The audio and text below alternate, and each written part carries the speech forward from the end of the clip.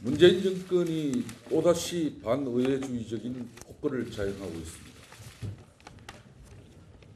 야당과 국회는 물론 국민 여론마저 들끓는 마당에 문재인 정권은 결정적 하자가 없다며 위원회 임명을 밀어붙이고 있습니다.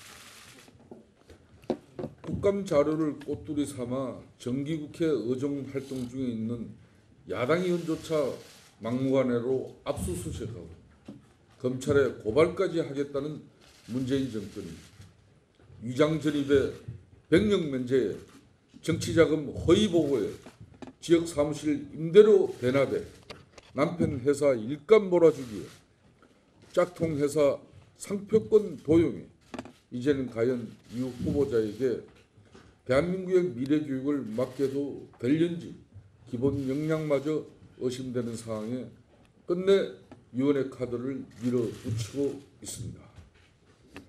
도대체 이 정권에는 교육부총리를 맡길 만한 사람이 이렇게 없는 것입니다. 교육부총리는 결정적 하자가 아니라 가급적이면 하자가 없는 사람이 맡아야 할 자리라는 점을 잊지 말기 바랍니다. 이런 마당에 국회가 이미 인사청문회를 통해서 여러 가지 면에서 대단히 부적절하고 부적합한 인사라고 판명을 내고 있음에도 불구하고 어떻게 눈 하나 깜짝하지 않고 인사를 밀어붙일 수가 있는지 정권이 국민과 국회도 무시한 채 오만과 독선이 도를 넘고 있다는 사실을 엄중히 지적하지 않을 수 없습니다. 문재인 대통령이 어제 국군의 날을 맞아 우리가 힘이 있고 우리를 지킬 수 있는 자신감이 있을 때 평화가 지속될 수 있다고 말합니다. 아니 그걸 그렇게 잘 아시는 분이 남북 군사 합의라는 이름으로 스스로 자진해서 무장 해제에 나서신 건지 아무리 힘이 넘치고 자신감이 넘쳐도 스스로 자진해서 힘을 뺄 일은 아니라는 점을 말씀드리지 않을 수 없습니다. 말로는 평화를 만드는 원동력은 강한 군이고 그 어느 때보다 튼튼한 국방이 중요하다는 분이 우리 군의 눈을 가리고 손과 발을 묶어놓는 군사 합의에 서명을 하셨다는 것인지 도무지 앞뒤가 맞지 않는 이율 배반적인 행태라 하지 않을 수 없습니다. 대통령께서는 평양 정상회담에서 군사 분야 합의를 이끌어낼 수 있었던 것도 국토 수호에 대한 우리 군의 강한 자신감이 있었기 때문이라고 강변하시지만 동서고금을 막론하고 세상 어느 군데가 강한 자신감이 있다고 스스로 자기 손발을 묶는 경우가 없다는 사실을 분명히 명심해 주시기 바랍니다. 문재인 대통령은 군대 생활을 참 이상하게 잘못했습니다.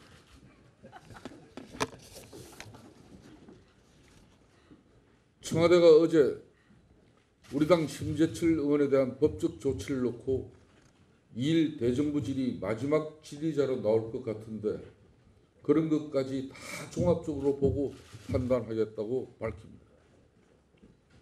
이건 공갈 협박도 이런 공갈 협박이 있을 수가 없어요.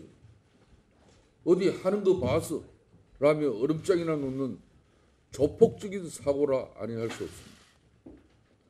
검찰 권력으로 야당 의원을 겁박하고 대정부 질의하는 거 봐서 법적 조치를 검토하겠다는 태도는 이제는 야당마저 권력으로 길들이기 하겠다는 비민주적이고 반의회주의적인 발상에 다름 아니라는 점을 분명히 지적하지 않을 수 없습니다. 우리 당 심재철 의원도 아직은 이 상황을 극구 혼자서 감당해 가려 하고 있지만 심 의원이 확보하고 있는 자료가 이 정권 청와대 치부를 드러내기에 충분한 자료인 만큼 그 어떤 탄압과 겁박에도 불구하고 당 차원의 대응에 나설 준비를 하고 있다는 점도 분명히 말씀을 드립니다. 문재인 정권은 더 이상 야당 의원의 정당한 의정활동을 권력으로 탄압하고 힘으로 급박하려는 반헌법적인 작태를 즉각 중단해야 할 것입니다. 어제 국가인권위원회가 발표한 노인 인권 종합 보고서에 따르면 노인 응답자의 48.8%가 남은 생애 동안 경제적 어려움 없이 살 수 없을 것이라고 답하고 청장년의 65.4%도 동일한 응답을 했습니다. 정부는 소득주도 성장을 한다고 호들갑을 떨었지만은 노인은 물론이고 청장년 세대조차 미래를 비관적으로 보고 있다는 반증이 아닐 수 없습니다. 오히려 노인 세대보다 청장년 세대에서 미래에 대한 경제적 불안감이 더 커지고 있다는 게 심각하게 우려하지 않을 수 없다는 말씀을 드립니다.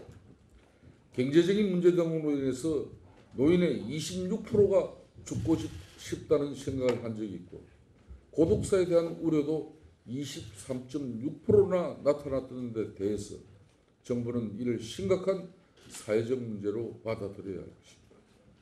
실업률은 높아지고 소득은 떨어지는 사회적 문제에 맞닥뜨려진 상황에서조차 정부는 언제까지 실패한 소득주도 성장을 언제까지 계속 고집해 갈 것인지 이제는 분명히 답을 해야 할 시기라는 점을 심각하게 염두에 주기 바랍니다. 민주당이 엊그제는 트럼프 대통령에게 때라도 써보겠다며 대미 특사단을 파견한 데 이어서 어제는 14선언 11주년 기념 행사를 위해서 방북단을 보낼 예정이라고 합니다. 남북 정상회담 한다고 대통령이 평양에 다녀온 지 불과 2주 만에 이번에는 집권당 대표를 단장으로 하는 방북단이 평양에 간다고 합니다. 문희상 국회의장도 어제 11일 중에 남북 국회회담을 추진하겠다고 밝힌 마당에 이제는 아예 대한민국 정치 1번지가 평양이 될 지경입니다. 정기국회 와중에 국회 회기는 안중에도 없이 대통령도 국회의장도 집권당 대표 틈만 나면 평양에 가시겠다고들 아우성이니 옥류관 주방장이야 냉면 많이 팔았어 좋아할지 모르겠지만 손님 치르는 북한 당국을 생각해서라도 사진 찍기용 방북은 너무 남발하지 않는 것이 좋겠다는 말씀을 드립니다. 민주당 이해찬 대표가 어제 개헌과 선거제도를 따로 분리해서 논의할 필요가 있다고 밝혔습니다. 국민의 다수가 제왕적 대통령 권력의 폐해를 지적하는 마당에 제왕적 대통령 권력은 그대로 둔 채 선거제도 개혁으로 정치적 이익만 챙기겠다는 끔먹고 알까지 챙기려는 꼼수가 아닐 수 없습니다.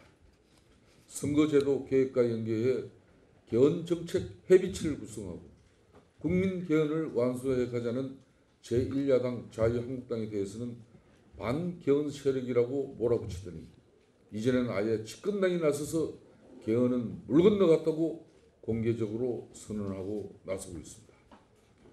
연동형 비례대표제도 좋고 이미 여러 차례 말씀드린 바와 같이 대표성과 비례성을 강화하는 방안도 다 좋지만 제왕적 대통령 권력은 그대로 둔 채 언정수만 슬쩍 늘리려는 꼼수에 대해서는 동의하기 어렵다는 말씀을 분명히 드립니다. 자유한국당은 언정수에 대한 조정을 최소화하는 범위에서 연동형 비례대표제를 포함하는 선거제도 개혁과 제왕적 대통령 권력을 종식하는 권력구조 개편을 동시에 추진해 가도록 할 것입니다.